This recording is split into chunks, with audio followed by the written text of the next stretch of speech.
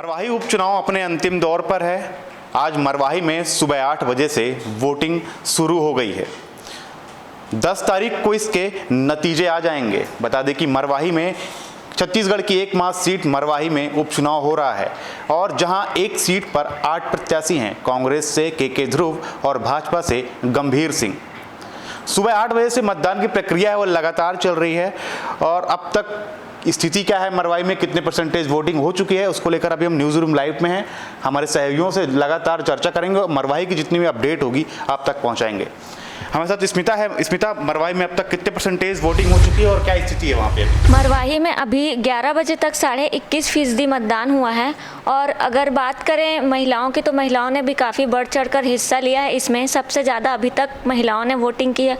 और अगर हम बात करें कि सुरक्षा व्यवस्था की, तो कोरोना का जो गाइडलाइन जारी किया उसका लोग बखूबी पालन कर रहे हैं और पोलिंग बूथ में भी क्या बोलते हैं, जनता को सैनिटाइज़र, मास्क इन सब उपलब्ध कराया जा रहा है। काफ़ी मतलब गोल घेरे बनाए गए हैं कि सोशल डिस्टेंसिंग का पालन कराने के लिए, तो काफ़ी कुछ मतलब खास देखने को मिल रहा है।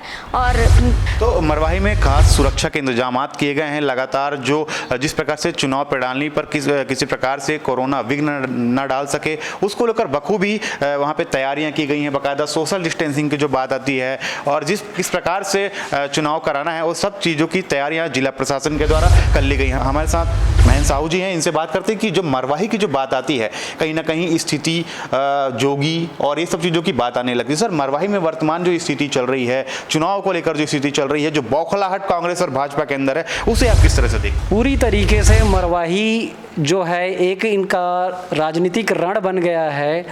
हालांकि इस चुनाव से किसी भी पार्टी को कोई विशेष क्षति होने वाली नहीं है, लेकिन दोनों ही पार्टियों ने इसे अपने एक पहचान के रूप में ले लिया है कि उनका कोई नाम वजूद ख़त्म हो जाएगा। हालांकि ऐसा कुछ भी होने वाला नहीं है। इस एक सीट से ना ही तो कांग्रेस को कोई बड़ी हानि होने वाली है और ना ही भाजपा को, लेकिन दोनों ही प्रमुख पार्टियों ने अपनी पूरी ताकत झोंक दिया है। अगर कहा जाए प्रमुख विपक्षी पार्टी बीजेपी, रमन सिंह, प्रदेश अध्यक्ष विष्णुदेव साय सहित सभी दिग्गज वहाँ चुनाव प्रचार करने के लिए मरवाही में लगे हुए हैं। वहीं सत्ता पक्ष की ओर से देखा जाए तो मुख्यमंत्री भूपेश बघेल सहित कद्दावर नेता चुनाव प्रचार में लगे हुए हैं, जिससे यह समझा जा सकता है कि ये राजनीतिक पार्टियों के लिए मरवाही चुनाव कितना खास है।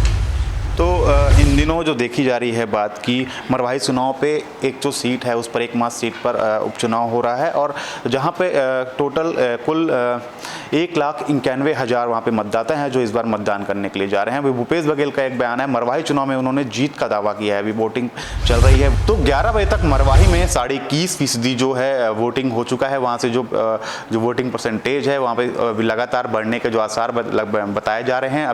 अभी तक कुछ उसमें अपडेट नहीं आया है, 1 बज चुका है, अभी तक 1 बजे तक का कोई खास अपडेट नहीं आया है मरवाही चुनाव को लेकर। बता दें कि लगातार जो वोटिंग को लेकर जो जागरूकता की बात आती है, लगातार शासन और प्रशासन लगातार वोटरों को, लोगों को जो आम जन है उनको जागरूक करने की बात कर रहा है, लगातार जागरूक कर रहा है। वहीं मुख्यमंत्री भूपेश बघेल ने वहाँ पे जीत का दावा किया है, गृह मंत्री ने भी, ताम्रध्वज साहू ने भी वहाँ पे जीत का दावा किया है। लगातार कांग्रेस पार्टी वहाँ पे जीत का दावा कर रही है। हमारे साथ बात करने के लिए है, मरवाही चुनाव को लेकर बात करने के लिए है संजय साहू जी। किस तरह की स्थिति है मरवाही चुनाव? देखिए, मरवाही चुनाव में कांग्रेस का वर्चस्व बहुत अच्छा बना हुआ है, बीजेपी का भी बना हुआ है। जोगी का मरवाही में पहले से वर्चस्व बना हुआ था, उसका गढ़ माना जाता है। आज तक कोई भी पार्टी वहां से जीत दर्ज नहीं कर पाई है, लेकिन जोगी के निधन के बाद वहां उपचुनाव हो रहा है। इस उपचुनाव में भाजपा कांग्रेस मैदान पर है, लेकिन अमित जोगी भी मैदान पर थे, लेकिन अमित जोगी के जातिकरण समीकरण के नाम से उसका नामांकन निरस्त हो गया। अब सिर्फ भाजपा और कांग्रेस में सीधी टक्कर है।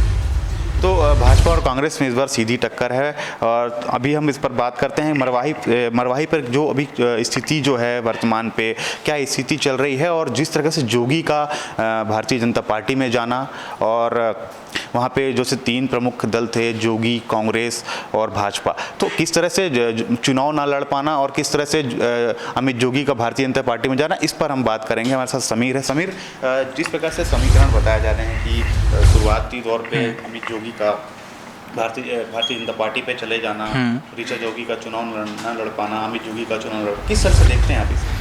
देखिए, सबसे बड़ा सवाल जो प्रदेश की जनता ये पूछ रही है, वो मरवाही जो उपचुनाव है वो अपने आप में खास है और बहुत ही रोमांचक स्थिति है।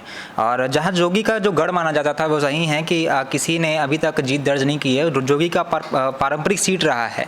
लेकिन सवाल प्रदेश की जनता ये पूछ रही है कि अब अमित जोगी जब मैदान में नहीं है तो उनका जो वोट बैंक है वो किसके पक्ष में जा सकता है। देखिए, अभी बीते दिनों जो अमित जोगी ने वोटिंग में, चुनाव में भाजपा का समर्थन का बात ऐलान तो किया है, लेकिन आप पिछले जो घटनाक्रम के बारे में आप देखिए, जो जनता कांग्रेस में अंदरूनी कलह जो मची हुई थी, समय समय पर जो घटनाक्रम ऐसे चलता गया कि वहाँ के जो कार्यकर्ता हैं, पार्टी नेता हैं, प्रमुख, अभी हाल ही में जो 2 विधायक हैं, देवव्रत सिंह और प्रमोद शर्मा, उन्होंने चुनाव में कांग्रेस को समर्थन का ऐलान किया है। तो ये सारी चीज़ें जो घटनाक्रम हैं वो कहीं ना कहीं कांग्रेस को भी फ़ायदा दिला सकती है, भले ही अमित जोगी ने भाजपा के समर्थन की बात कही हो। दूसरी चीज़ ये देखिए कि अमित जोगी का जो वो रहा, कांग्रेस का जो वो रहा है, जो किसान बहुल इलाका है मरवाही, और कांग्रेस की सरकार अभी तक किसानों के समर्थन में और किसानों के लिए काफ़ी कुछ करती आई है, तो उसका फ़ायदा जो है वो भूपेश बघेल सरकार को भी मिल सकता है। तो कहीं ना कहीं ऐसा है कि कांग्रेस का जो पक्ष है मरवाही में मजबूत नज़र आ रहा है इस बार।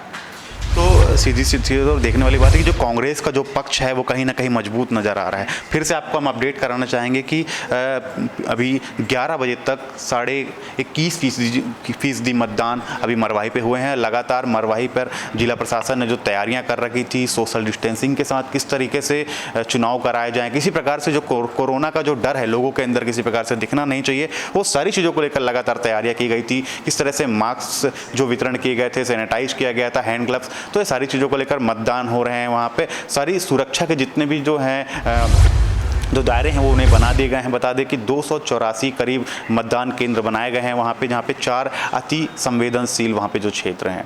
तो एक सीट के लिए 8 प्रत्याशी इस बार मैदान पे उतरे हैं। वहीं बता दें कि जो के ध्रुव हैं और जितने दोनों प्रत्याशी उन्होंने अभी तक मतदान कर लिया है, और शुरुआत मतदान शुरू होते ही कहीं कहीं से ईवीएम खराब होने की लगातार खबरें आ रही थी कि ईवीएम मशीन खराब है। उसके बाद भी धीरे धीरे उन सब चीज़ों को सुधार लिया गया। प्रशासन लगातार उन चीज़ों को लेकर जो तैयारियां थी, जिस प्रकार से वो बैकअप प्लान बनाकर चलना था, उनको बैकअप प्लान बनाकर वो चल रहे थे लगातार। तो इस प्रकार से चुनाव की जो तैयारियां थी, जिला प्रशासन ये सारी चीज़ों को लेकर तैयारी कर रहा था। अब देखने वाली बात है कि 10 तारीख को नतीजे आएंगे। अब जब पिटारा खुलेगा, मतपत्र का पिटारा खुलेगा, तो कौन सा प्रत्याशी होगा जिसे मरवाही की जनता गद्दी पर बैठाएगी। और लगातार आपको हम मरवाही से जुड़ी हुई खबरें और मतदान की खबरों को लेकर अपडेट कराते रहेंगे। देखते रहिए TCP24।